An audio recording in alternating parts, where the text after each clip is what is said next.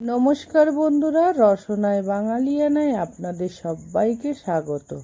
আজকের রেসিপি হলো নিরামিষ পনির। এই পনির রেসিপিটি আমি কি করে বানিয়েছি খুব সহজ উপায়, তাই আপনাদের আজকে দেখাবো।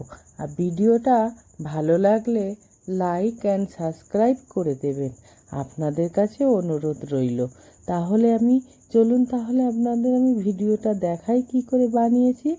প্রথমে এখানে আমি 650 মতন পনির নিয়ে নিয়েছি। পনিরটাকে এবারে আমি টুকরো টুকরো করে কেটে নিচ্ছি।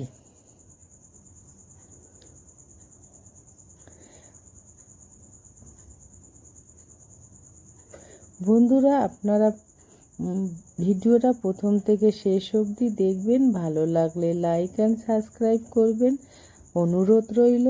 আর কমেন্ট করতে ভুলবেন না, কমেন্ট করলে আমি রান্নার আরও উৎসাহ পাই, আনন্দ পাই। তাই জন্য আপনাদের কাছে নতুন নতুন রেসিপি নিয়ে চলে আসি।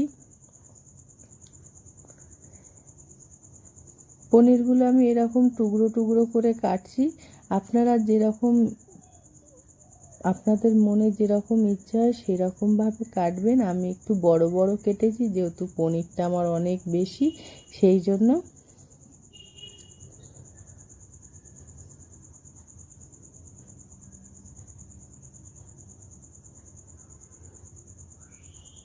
আমার পনিরগুলো কাটা হয়ে গেছে। এবার একটা মিক্সার জার নিয়ে নিয়েছি, তার মধ্যে আদা, কাঁচা লঙ্কা, টমেটো, কাজু, পোস্ত, চারমগজ দিয়ে সামান্য জল দিয়ে এটাকে ভালো করে মিহি করে পেস্ট করে নেব। চলুন, আমার এটা আবার পেস্ট হয়েও গেছে। এরপর গ্যাসের মধ্যে একটা কড়া বসিয়ে দিয়েছি। কড়াটাতে গরম হতে দিয়েছি। কড়াটা আমি সাদা তেলে রান্না করছি আজকে।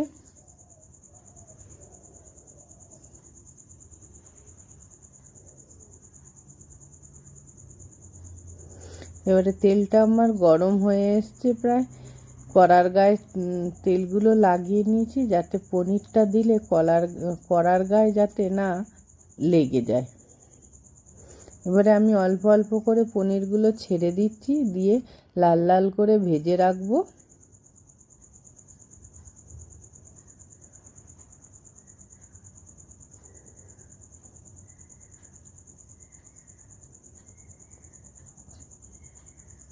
পনিরটা দিয়ে হালকা হাতে নেড়ে ভাজবেন, তাহলে নইলে ভেঙে যাবে।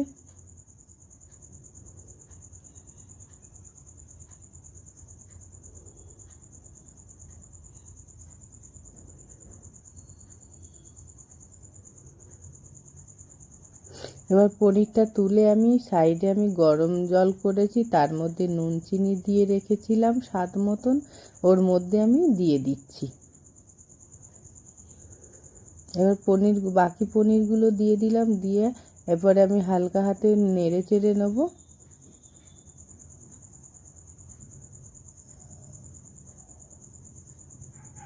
নিয়ে এবার আবারও আমি নুন চিনির জলে দিয়ে দিচ্ছি, তাহলে পনিরটা খুব সুন্দর নরম আর সফট হয়ে থাকবে। এই জলটাতে আমি নুন আর চিনি স্বাদ মতন দিয়েছি, পরে আর আমার মশলা কষানোর সময় নুন দিতে লাগবে না। এরপরে ওই তেলের মধ্যে 1 চামচের মতন ঘি দিয়ে দিলাম।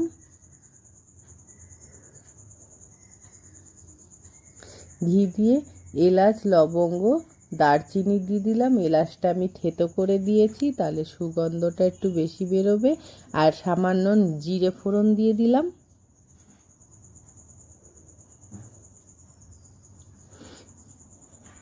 এবার জিরেটা একটু লাল লাল হলে এরপরে আমি দিয়ে দেবো মশলাগুলো। মশলাটা দিয়ে দিলাম, দিয়ে ভালো করে কষিয়ে নিচ্ছি। যতক্ষণ না মশলা থেকে তেল বেরোবে ততক্ষণ আমি কষিয়ে যাব।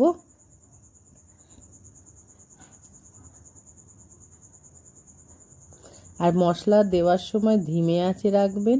আর মশলা দেওয়ার পর আমি আঁচটাকে জোরে করে দিয়েছি, যাতে মশলাটা ভালো করে কষা হয়। এরপর আমি 1 চামচের মতন জিরে পাউডার দিয়ে দিলাম, দিয়ে ভালো করে কষিয়ে নিচ্ছি। এই মশলাটা যত কষাবেন ততই দেখবেন মশলা থেকে একটা তেল ভাব বেরোচ্ছে।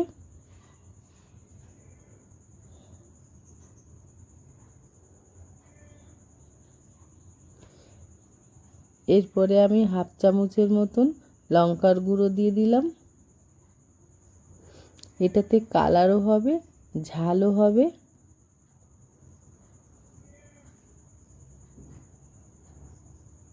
দিয়ে অল্প জল দিয়ে আবার ভালো করে কষিয়ে নিচ্ছি।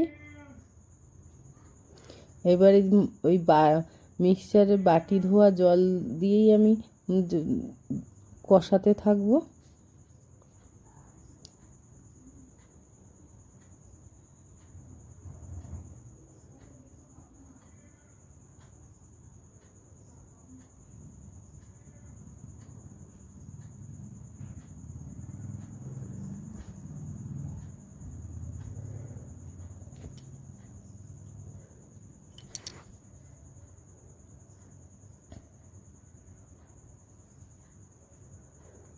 ভালো করে কষিয়ে কষিয়ে দেখুন আমার হালকা করে তেল বেরোচ্ছে মশলা কষিয়ে কষিয়ে।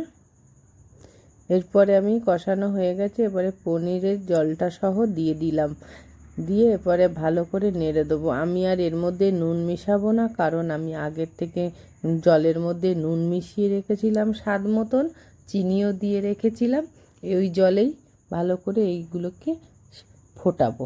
ঢাকনা চাপা দিয়ে দিলাম 10 মিনিটের মতন।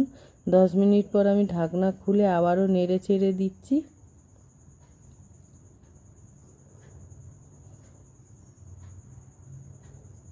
বন্ধুরা, আপনারা বাড়িতে এইভাবেই বানাবেন, খেয়ে দেখবেন খুব স্বাদ লাগবে।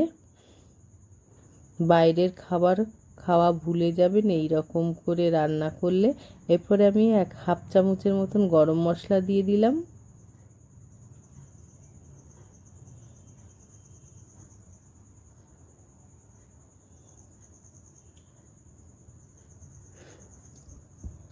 আর হাফ চামচের মতন ঘি দিয়ে দিলাম।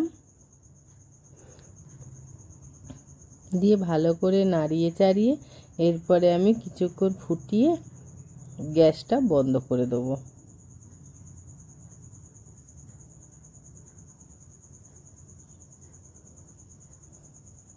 আমি গ্যাসটা বন্ধ করে নিয়েছি। এবারে আমি একটা পাত্রে ঢেলে নেবো। এইভাবে বানিয়ে খাবেন। আমার পনিরের তরকারিটা তৈরি। ভিডিওটা ভালো লাগলে লাইক আর সাবস্ক্রাইব করবেন, অনুরোধ রইল।